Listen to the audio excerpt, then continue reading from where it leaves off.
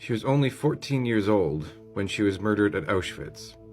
As a trigger warning, the subject matter I'm about to discuss is very horrific and involves children.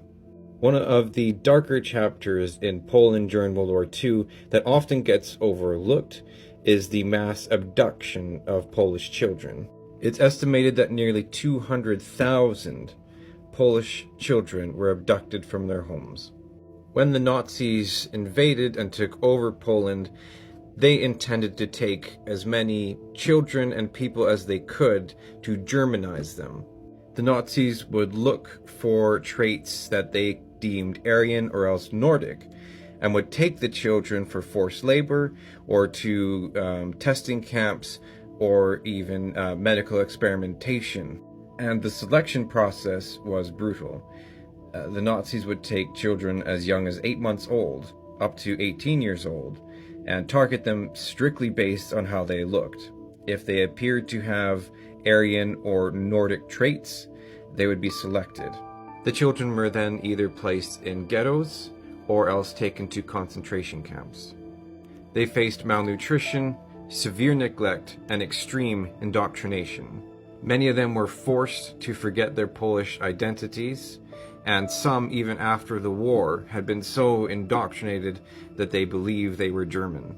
And many of those who did not pass the severe Nazi criteria were sent to other concentration camps like Auschwitz.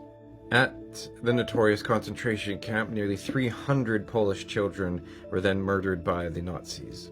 These children, including this sweet girl here, were murdered by having an injection in the chest.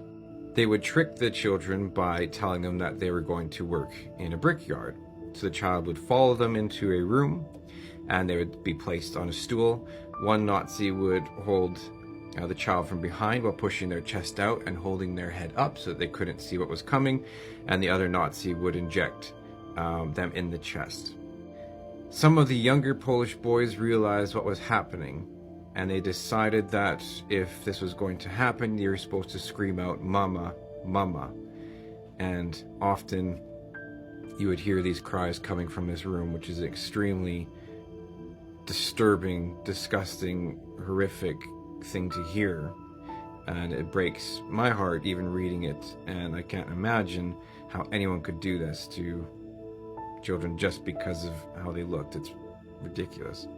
After the war, the Allies tried to reunite these families, but in the end, only about 10 to 15% were actually reunited.